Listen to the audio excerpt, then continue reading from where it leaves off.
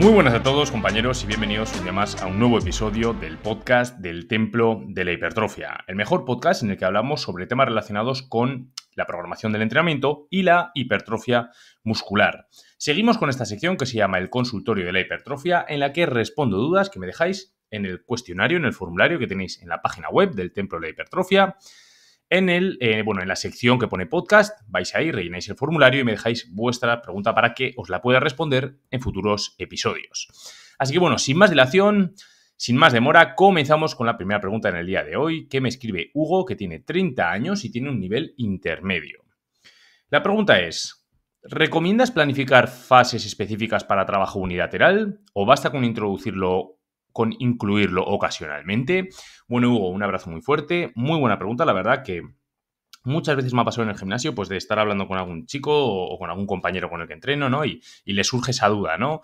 ¿Qué hacer con los trabajos unilaterales? Creo que aquí, digamos que hay personas de todos los extremos, ¿no? Hay personas que meten 50.000 ejercicios unilaterales pensándose que sí o sí es la clave y la panacea para conseguir un mejor estímulo, porque piensan que hay cierto estímulo que solo se puede conseguir con trabajo unilateral en vez de con un buen trabajo más bilateral, con los dos brazos. Y luego hay otras personas que no incluyen absolutamente ningún ejercicio unilateral. A ver, mi punto de vista, que yo sinceramente esto no lo baso ni lo fundamento en ciencia, ¿vale? Simplemente es, pues mi experiencia. También puede ser que tenga un poco la opinión un poco sesgada por cómo me gusta entrenar a mí, pero yo en cuanto a este tema, a mí lo que me suele gustar muchísimo es trabajar grupos musculares más grandes, ¿vale? Que contienen varios músculos, como puede ser la espalda, por ejemplo. Puede ser la espalda, puede ser también quizás ciertos grupos musculares de las piernas. Me gusta trabajarlo de manera bilateral. ¿Qué ocurre? Que cuando un músculo es muy, muy grande, digamos que trabajarlo de manera unilateral no es que no tenga sentido, pero le encuentro menos sentido que si quieres realmente trabajar de manera unilateral para grupos musculares más pequeños, como son los bíceps, los tríceps, deltoides, si quieres, e incluso algún músculo también de la pierna, ¿vale? Algún grupo muscular que aunque sea más grande sí que está guay un poco trabajarlo de manera unilateral, ¿no? Entonces, todo lo que son ejercicios multiarticulares, como pueden ser jalones, remos, patrones de movimiento de sentadillas, peso muerto, que ya sabéis que no me gusta el peso muerto, pero bueno, para el que le guste, considero que ahí tiene más sentido trabajo bilateral, ¿vale? Dejarnos de intentar sentir el músculo, porque tú en un jalón al pecho o en un remo en máquina, sentado, con el pecho apoyado, que lo único que te centras, obviamente siempre con una técnica adecuada, ¿vale? No estoy hablando de hacer balanceos e inercias. Simplemente lo que estoy hablando es de que pues en esta serie de ejercicios, bastante carga estás moviendo y más aún conforme más avanzado te vuelves, como para andar haciendo trabajo unilateral, intentando sentir no sé qué parte de la espalda, no sé qué grupo muscular.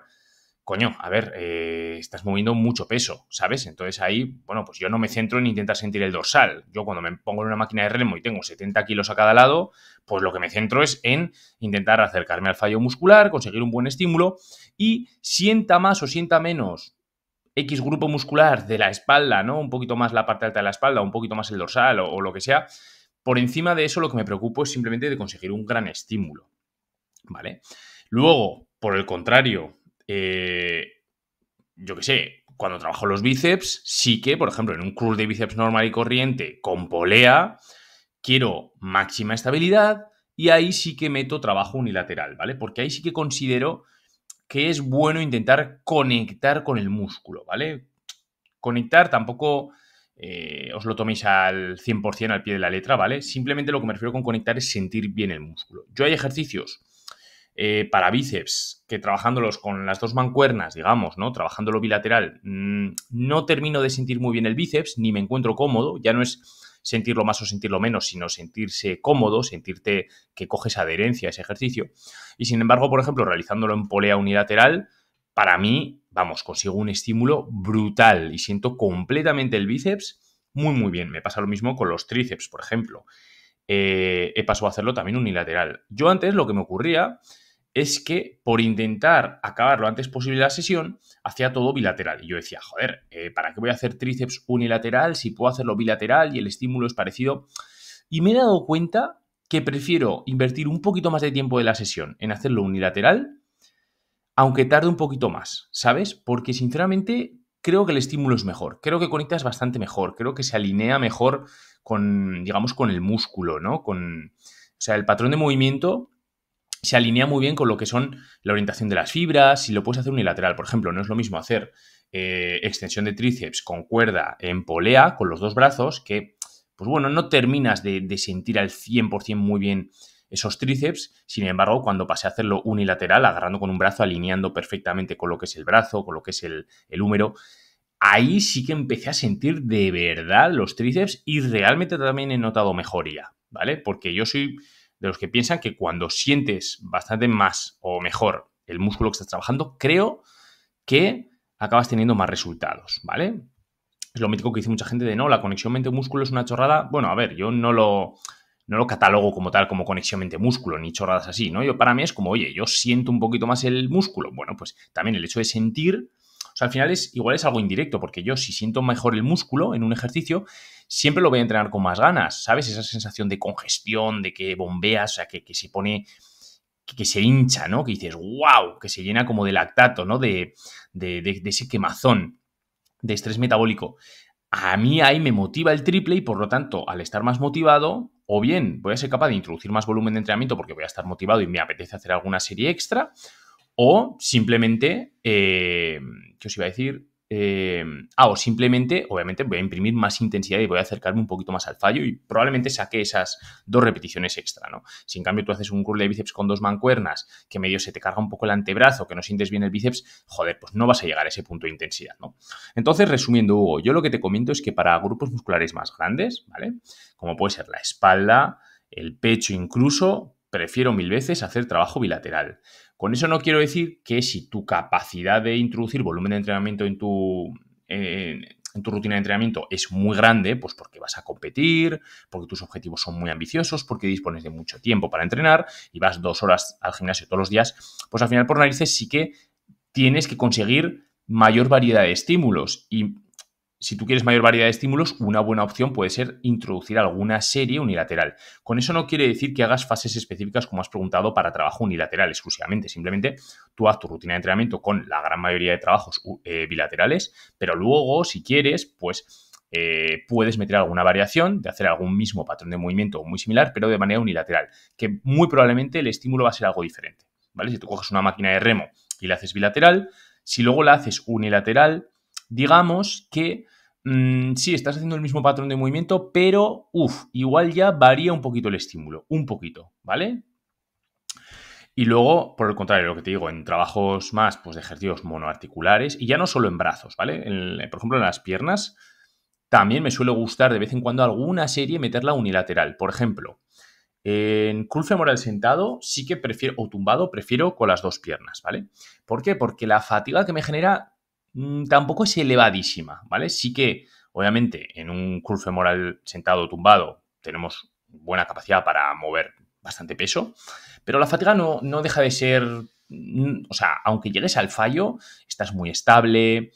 Entonces, bueno, sí, se genera fatiga, pero bueno, puedes hacerlo bilateral y tampoco la fatiga es excesiva. En cambio, a mí, por ejemplo, en extensiones de cuádriceps, en extensiones de rodilla, antes lo hacía bilateral y sí que es verdad que ahí ya los cuádriceps son 2 músculos muy grandes y para mí la fatiga pasa a ser casi como el de un ejercicio multiarticular, ¿vale? O sea, yo casi me genera más fatiga una serie de extensiones de cuádriceps al fallo con las 2 piernas a la vez, casi la misma fatiga que un jalón al pecho o que un press en máquina de empuje, ¿sabes? Entonces llegó un punto en el que dije, la fatiga es demasiado elevada y decía yo, wow, o sea, afrontar series de estas tan duras se me hace complicado. Entonces pasé a hacerlo unilateral. Tarda un poco más de tiempo, obviamente todo tiene sus pros y sus contras. Sus pros es que la fatiga, digamos, no va a ser tan elevada porque la vas a repartir un poquito más, que aquí habrá gente que diga, ya, pero si tú al final haces primero una pierna y luego otra, al final la fatiga se va acumulando y al final de la sesión es igual. Sí, o sea, digamos que el volumen total de fatiga es, pero no tiene el mismo impacto, porque no es lo mismo una serie bilateral de extensiones de cuádriceps que te deja reventado si llegas cerca del fallo o al fallo, que distribuirlo un poquito. Primero hacer una pierna, luego hacer otra, luego una pierna, luego otra, ¿no?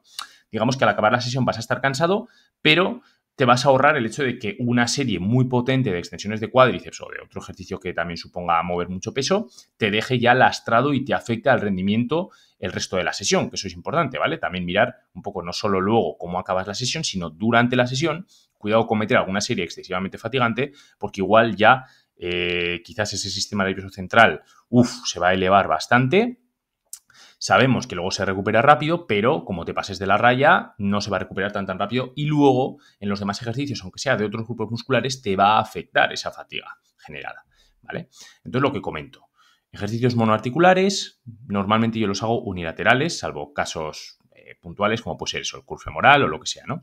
Y luego, sin embargo, bueno, o por ejemplo, unas aperturas para pectoral, pues no voy a hacerlo unilateral, ¿vale? Lo hago bilateral y ya está, porque tampoco la fatiga es muy grande. Y sin embargo, ejercicios ya muy grandes, como pueden ser remos, jalones, sentadillas y demás, sí que hago trabajo bilateral y no me obsesiono con intentar meter series unilaterales. Pero, como siempre digo, lo que digo, series sueltas, ¿vale? No hace falta hacer todas las series del entrenamiento de manera unilateral. Así que bueno, Hugo, espero haberte ayudado. Y vamos con Belén, que tiene 33 años y se considera avanzada. Muy bien, Belén, muy bien, avanzada. Quiere decir que llevas tiempo entrenando. Así que genial. Vamos a ver la pregunta. ¿El entrenamiento al fallo en cada sesión puede generar mayor crecimiento muscular o es contraproducente? Pues... A ver, yo soy muy amante de trabajar cerca del fallo muscular, pero siempre con matices. Ya lo he comentado en algún episodio del podcast y en algún vídeo del canal de YouTube. Hay que tener mucho cuidado con el fallo, ¿vale? Vamos a ver, si hablamos del fallo, yo creo que aquí lo que hay que mirar es beneficios, desventajas, ¿vale? O sea, como todo, como cualquier sistema de entrenamiento, va a tener sus pros y sus contras. Por una parte, beneficios. Sí o sí, lo que te vas a garantizar es que va a haber un mayor volumen total de fibras estimuladas. O sea, si tú, a igualdad de ejecución de técnica, ¿no? Con una técnica impoluta, tú en un ejercicio con X peso haces 12 repeticiones sin haber llegado al fallo muscular y en cambio esa misma serie la llegas a hacer a 14 repeticiones llegando al fallo, sí o sí, eso es señal de que el rendimiento es mayor y si el rendimiento es mayor, obviamente es porque se han estimulado más fibras. Entonces, por esa parte, claro, vas a conseguir mayor estimulación, mayor reclutamiento de unidades motoras. Luego, otra ventaja también que veo es que el hecho de entrenar al fallo muscular, tanto en principiantes como avanzados, es que te vas a garantizar que vas a conseguir un buen estímulo, porque muchas veces, os pongo ejemplos. Si tú eres, por ejemplo, un principiante, yo te recomiendo sí o sí que vayas al fallo. ¿Por qué? Porque tu capacidad de ejercer fuerza de manera eficiente todavía no es muy grande, ¿vale? Porque no has generado buenas adaptaciones neuromusculares al ejercicio, tal y cual. Entonces, por mucho que vayas al fallo, a ver, sí, igual siendo principiante dices, wow, qué duro es esto, pero luego te vas a recuperar en 0, en 1 minuto y medio o lo que sea, ¿no? Entonces, sí o sí, un principiante tiene que entrenar al fallo. Obviamente estoy hablando en según qué ejercicios. Luego analizaremos en qué ejercicios hay que ir más al fallo o en cuáles no, ¿vale? Pero en principio, si entrenas con máquinas guiadas o en ejercicios guiados, que es lo que yo recomiendo para un principiante al principio, yo siempre le recomiendo que vaya al fallo. ¿Por qué? Porque tú a un principiante no le puedes decir, estima el RIR, quédate a 3 repeticiones cerca del fallo. ¿Por qué? Porque si tú le dices eso, muy probablemente en vez de quedarse a 3 repeticiones se va a quedar a 6. Porque su percepción de lo que es el fallo muscular en sus ejercicios, en sus series, está muy distorsionado, ¿vale? Porque yo muchas veces con algún cliente que entreno en el gimnasio le digo, venga, ¿cuánto hiciste el otro día? Hice tanto y llegué al fallo. Y le digo, vale, hoy conmigo aquí te voy a exigir. Hostia, igual saca 4 o 5 repeticiones más. O sea, es una locura la diferencia, ¿vale? Entonces, pero tanto esto como para un principiante como para un avanzado, ¿vale? Sí que es verdad que un avanzado tiene mayor capacidad de estimar el RIR y luego ya pues sí que puede ser interesante según qué programaciones, no llegar al fallo, lo que tú quieras, ¿vale? Pero si tú vas al fallo muscular, seas principiante o avanzado, te vas a garantizar que lo has dado todo. O sea, que no te has guardado repeticiones en recámara, que no has fallado con la estimación, sino que, oye, he conseguido un estímulo total, ¿vale? Pero claro, como todo, entrenar al fallo tiene sus pros y tiene sus contras. ¿Desventajas que yo creo que tiene? Pues que hay que tener mucho cuidado con la fatiga, ¿vale? Al final, mayor estímulo normalmente es indicativo de mayor fatiga. Si genera más fatiga, principalmente a nivel neural del sistema nervioso central, ¿vale? Que es la que más se dispara, por así decirlo, si te acercas al fallo, te va a afectar, pero es que te va a afectar en esa misma sesión, lo que hemos hablado antes. Si tú una serie vas al fallo muscular en un ejercicio muy potente, como puede ser un jalón al pecho o un remo o lo que sea, Primero, si no estás adaptado, te va a generar mucha más fatiga que si estás adaptado. Eso es lo primero que hay que entender, ¿vale? Si queréis empezar a entrenar un poquito más intenso hasta el fallo, tenéis que hacerlo progresivamente, porque si de la noche a la mañana pasáis de entrenar a un RIR 3 a un fallo, wow, te vas a reventar, ¿vale? O sea, y el rendimiento va a decaer. Entonces, ¿qué es lo que ocurre? Que esa fatiga te va a afectar en esa misma sesión, porque si tú haces una serie muy potente al fallo, o 2 o 3, el resto de la sesión vas a estar muy fatigado. Se va a elevar, sobre todo, la fatiga a nivel SNC, del sistema nervioso central, y las siguientes series el rendimiento no va a ser tan bueno. Y si en las siguientes series el rendimiento no es tan bueno, como hemos hablado antes, vas a reclutar menos número total de fibras musculares. Entonces, si por querer en las 3 primeras series o en las 2 primeras series llegar al fallo con el objetivo de no, es que así voy a estimular más fibras musculares, ya, pero si luego, debido a eso, el resto de las series vas a conseguir menor estimulación de fibras musculares, no tiene sentido, porque en el total de la sesión estás consiguiendo un peor estímulo, ¿vale? Estás consiguiendo un menor volumen total de tensión mecánica. Y ya no solo es que afecte en esa misma sesión, sino que luego también te puede afectar a recuperarte mal para las siguientes sesiones, ¿vale? No es lo mismo quedarte un RIR 2 o un RIR 1 o un RIR 3 o lo que sea, que luego te vas a recuperar más fácilmente entre sesiones y a los pocos días ya vas a poder volver a entrenar esos grupos musculares. También obviamente va a depender del volumen total que hagas de series en esa sesión, ¿vale?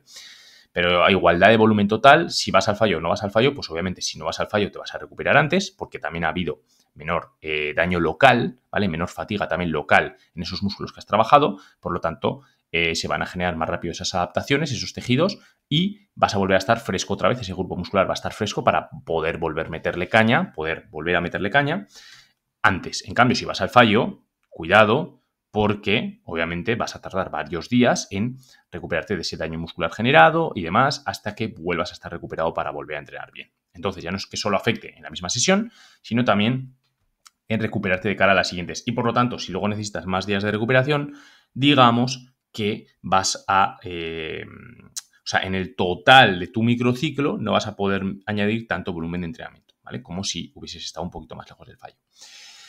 Luego, bueno, también lo que he hablado, ¿no? Eso al final que también disminuye la capacidad total de volumen de entrenamiento. Pero ya no solo estoy hablando para un mismo grupo muscular. O sea, si tú siempre vas al fallo, de repente empiezas a ir al fallo en todas tus series, en todos tus grupos musculares, el volumen total de entrenamiento que tú vas a ser capaz de tolerar va a ser menor, porque la fatiga es mucho mayor y la recuperación va a tardar más, ¿vale?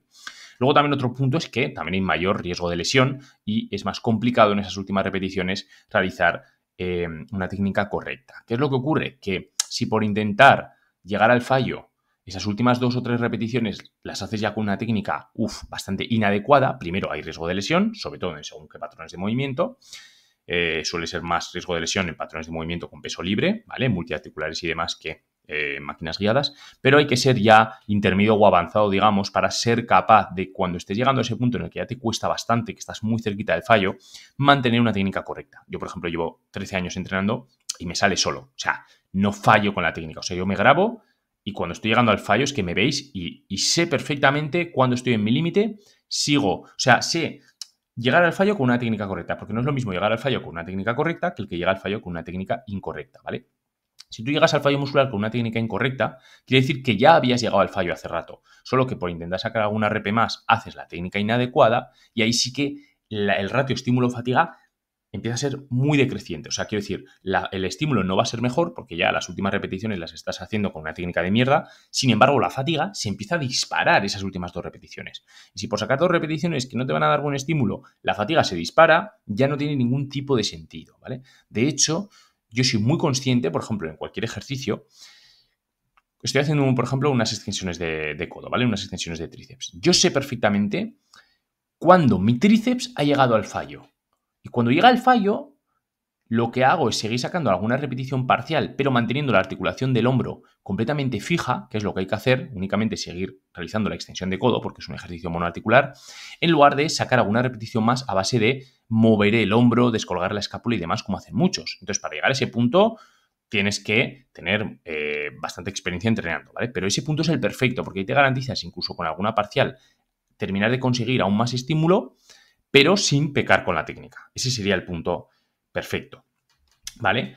Dicho todo esto de beneficios y contras, yo no digo que un sistema de entrenamiento sea mejor que otro. Yo digo que a mí me encanta entrenar al fallo muscular porque a mí me gusta ir al fallo, o sea, a cada serie y decir, yo voy a mi límite. Pero dicho esto, claro, hay que saber en qué contextos hacerlo. Yo, que soy una persona avanzada, que se hace la técnica muy bien, que encima me he ido adaptando a llegar a este fallo muscular, incluso a ir más allá con alguna técnica de alta intensidad durante años, me puedo permitir ir en todas mis series de entrenamiento al fallo muscular. Pero una persona, lo que digo, que viene de no ir al fallo muscular, no puede pasar de la noche a la mañana y llegar a este punto. Tiene que ser progresivo, ¿vale? Luego también yo, ¿qué es lo que hago? Voy también al fallo muscular, obviamente porque tampoco ahora mismo estoy en casi rozando ese volumen máximo recuperable. O sea, no estoy rozando el máximo volumen tolerable que puedo llegar a soportar, ¿no? Digamos, entonces, claro, si yo ya empiezas a añadir más series de entrenamiento porque mi objetivo es más grande, por lo que sea, ¿no? Porque quiero competir o cualquier cosa, claro, en ese punto ya ahí sí que habría que hilar un poquito más fino y decir, cuidado, que igual el ir al fallo en todas las series ya hace que te pases un poquito y quizás sería mejor reducir en alguna serie la intensidad de esa cercanía al fallo y poder tolerar mayor volumen de series o lo que sea, ¿no? Pero aún todo, yo sé que si ahora empezase yo a añadir más volumen de entrenamiento, yo seguiría entrenando al fallo y toleraría pues las series que pueda tolerar, porque yo sé que como la técnica la hago muy bien, digamos que la fatiga, aunque yo vaya al fallo, tampoco es hiper grande, ¿vale? ¿Y por qué no es hiper grande? Que este es otro punto que quería tocar. Porque yo, la gran mayoría de los ejercicios, los realizo en máquinas guiadas. Todos mis ejercicios, ¿vale? Yo los presses los hago en máquina, estoy hablando de multiarticulares, ¿vale? Luego ya monoarticulares ya pues tampoco interfiere mucho si lo haces con peso libre o con guiado. Yo lo hago guiado, ¿vale? Aún todo, pero lo que son multiarticulares, que son los que más fatiga pueden generar porque se activan muchos grupos musculares y mueves mucho peso, pues hago jalón al pecho, hago remos, ¿no? Pues todo guiado, sentado, con máxima estabilidad. Lo que digo, en pecho también hago presses, sentadilla, pero la hago también en sentadilla hack. O sea, al final yo, por mucho que vaya al fallo muscular en esos ejercicios, luego descanso obviamente un buen rato para recuperarme, pero la fatiga tampoco, o sea, lo que he hablado antes de que cuidado de que en alguna serie se te vaya excesivamente la fatiga porque luego ya no te recuperas bien para las siguientes series, a mí no me pasa. Yo en las siguientes series estoy muy recuperado, me noto muy fresco, ¿no? ¿Qué ocurre? Que si yo hiciese una sentadilla con barra libre, con un patrón de movimiento libre, ahí sí que no puedo ir al fallo muscular. Obviamente, si tú vas al fallo en una sentadilla, wow, es un pico de estrés a nivel SNC del sistema nervioso que ya no te recuperas para las siguientes series. Ya puedes tirarte 15 minutos probablemente ahí descansando que no, que igual te tienes que ir a casa si quieres que el rendimiento sea bueno, porque obviamente tú seguir entrenando puedes seguir, pero el rendimiento va a decaer. Entonces, si decae, tampoco es tan interesante, ¿no? Pero me refiero que las personas que entrenáis con pesos libres, en un press de banca, en un remo con barra, es mucho, hay que tener mucho más cuidado y sí que tienes que quedarte lejos del fallo, porque además el riesgo de lesión va a ser mayor, lo que comentaba, ¿no? Luego también, ¿qué te permiten las máquinas en cuanto a llegar al fallo? Pues lo que me permiten es lo que he comentado antes, que yo cuando llego al fallo me es más fácil hacer una técnica correcta, ¿vale? No es lo mismo en una máquina que tú simplemente tienes que empujar y es muy difícil pecar con la técnica y hacerla mal, ¿vale? Porque una vez que estás llegando al fallo, pues tú sigues simplemente realizando el patrón de movimiento guiado. Pero si tú haces una sentadilla libre, hostia, ahí ya empiezas a meterte otros grupos musculares, empiezas a hacer inercias, según qué balanceos que no son interesantes, ¿vale?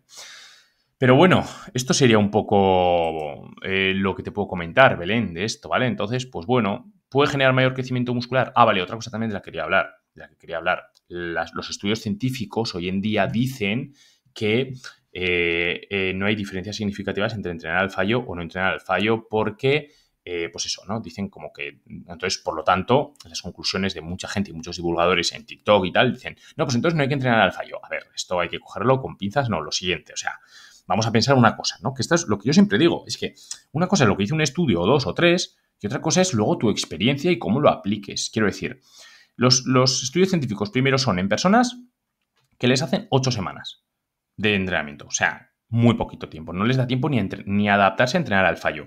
Que he comentado antes, que si tú vienes de no entrenar al fallo, como es o sea, probablemente estos sujetos que cojan para esos estudios no vienen de entrenar al fallo, por lo tanto, durante esas 8 semanas la fatiga que les va a generar entrenar al fallo es muy elevada y por lo tanto, si la fatiga es muy elevada, las siguientes series va a decaer el rendimiento, lo que hemos hablado. Si decae el rendimiento, obviamente, no van a conseguir mayor hipertrofia muscular que los que no van al fallo, ¿entendéis? O sea, esto ya es el primer punto. Eso es importante entender, ¿vale? Pero luego también es que aparte, siendo principiante, pues eso también es que no tiene absolutamente nada que ver cómo se puede aplicar luego eso a una persona más avanzada. Luego otra cosa, probablemente estas personas también les hacen hacer medio ejercicios con peso libre, ¿sabes? En un press de banca o en un remo. O sea, es que al final hay que coger con tantas pinzas los estudios. O sea, hay según qué estudios que sí que es más interesante, ¿no? Tipo, pues en un curl de bíceps, ¿en qué ROM, en qué parte del ROM genera un poquito más de hipertrofia? Bueno, pues se ve que en estiramiento, en esa primera parte del rango de movimiento, sí que genera más hipertrofia por la disposición de los sarcómeros, lo que tú quieras, ¿vale? Pues ahí sí que puedes decir, hostia, pues entonces igual sí que tiene sentido empezar a destinar un poquito mayor volumen de entrenamiento de las series que hago para bíceps a estimular justo esa parte del ROM, ¿no? Pero en esto de, por ejemplo, el fallo muscular o no, coño, es que no hay que ser muy listo para entender que es normal que salga que los que van al fallo no mejoran más que los otros. Pero tú con eso no puedes coger luego en TikTok y decir, no, es que si entrenas al fallo es lo mismo que entrenar a no al fallo, entonces no vayas al fallo. A ver, por favor, a igualdad de volumen de entrenamiento de series, yo estoy convencido que una persona avanzada entrenando en máquinas guiadas, como hago yo, sí que consigue bastante más hipertrofia porque el estímulo es mayor y porque por narices has terminado estimulando un mayor número de fibras musculares, lo que he comentado.